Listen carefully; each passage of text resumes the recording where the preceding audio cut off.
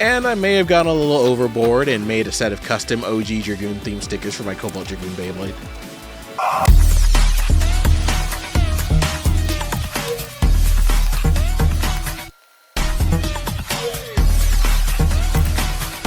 And here's how they look on the blade. They are a little faded. I still haven't mastered print quality, and with their tiny size, they're a bit of a nightmare to cut out and apply, but I'm really happy with how they turned out. They are not tournament legal.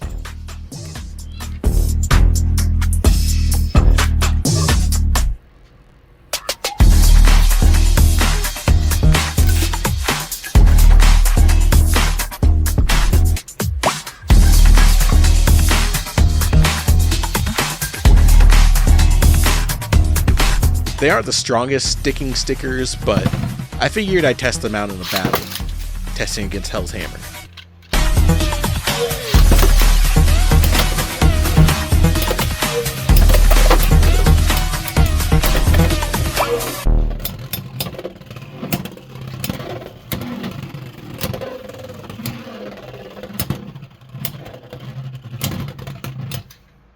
Back at it with my custom Beyblade stickers.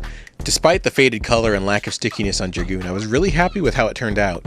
So I made designs for Drigger on Beys Tiger and Dracil on Black Shell too. I also technically made a design for Wizard Rod, and I was working on one for Silverwolf, which hadn't arrived just yet. But it was around that time I realized they weren't tournament legal, so I left the Silverwolf design off the print sheet. Also, I hadn't figured out his measurements yet. The Wizard Rod design was already on the sheet, but I just ignored it when I did the cutouts. Here's Drigger / Beys Tiger, and here's Dracil / Black Shell. Naturally, I had to do some test spins.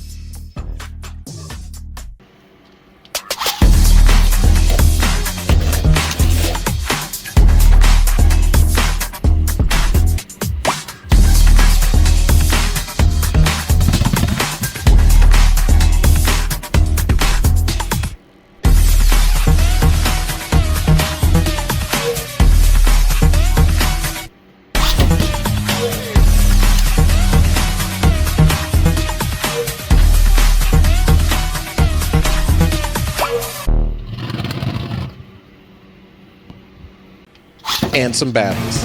Black Shell versus Beys Tiger.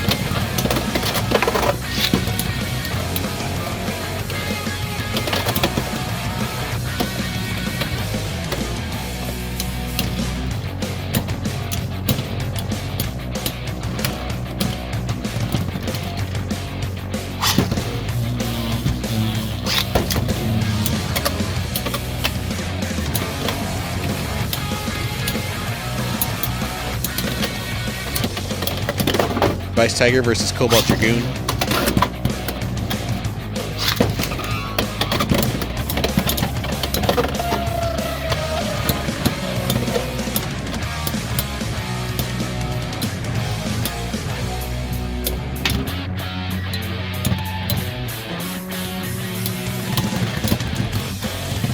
Please ignore that Dracil sticker that fell in the stadium.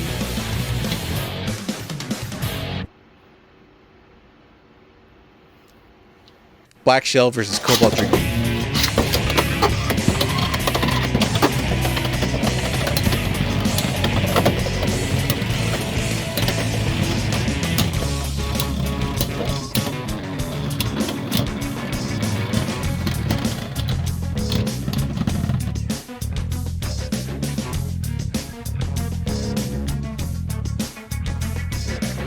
Silverwolf, let's get started.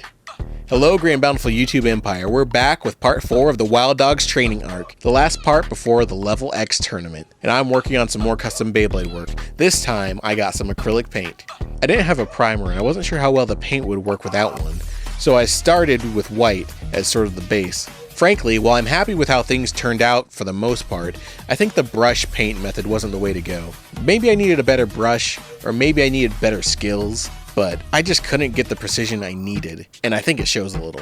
I don't think I recorded it, but later on I switched to using some acrylic paint pins, and I like the results I got from those a lot better. For now, I'm focusing mostly on painting the launcher hooks exclusively, as according to the official Takara Tomy rules, or at least the diagram, these are the only legal areas for customization besides the gear chip. Though I'll explore a bit more with painting other areas later on, both based on the fact that the rules really just say you can't alter any areas that make contact with the stadium, other parts, other blades, or would otherwise affect performance in any way. And also, at the tournament, I saw a few Beyblades that had a bit more customized areas than mine did, which made me feel more comfortable about branching out further.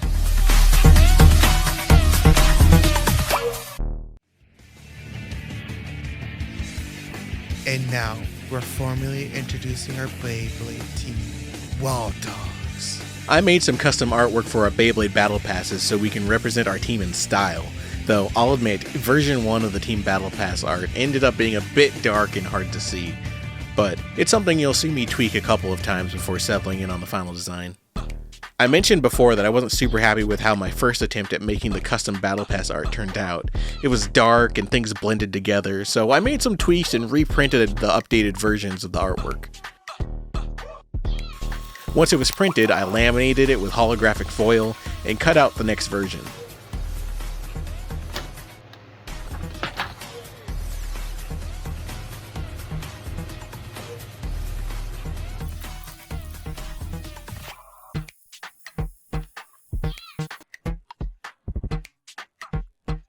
I'm really happy with how version 2 turned out. The colors were a lot brighter and things didn't look so muddled together.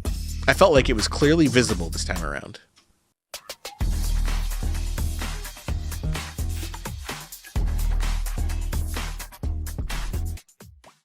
Then I got to work designing and printing out V3 of the Battle Pass.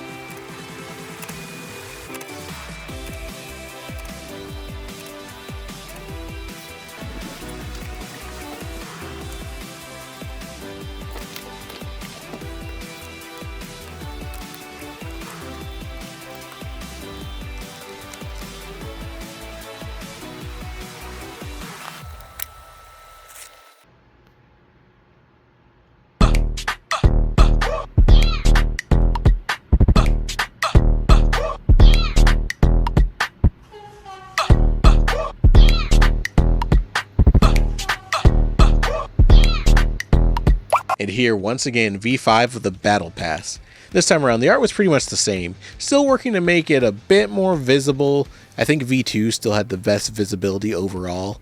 But the only real change this time is the style of holographic paper I laminated it with, which had more of a Beyblade-esque design, although the paper itself was thinner and felt a bit cheaper.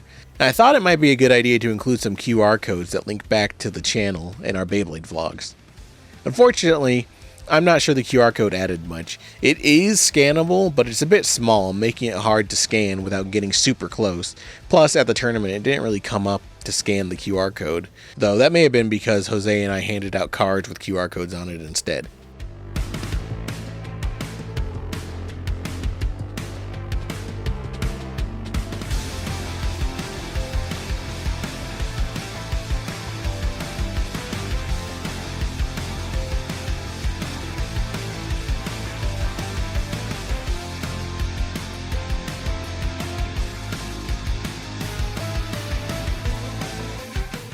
And just to showcase the final Battle Pass designs thus far.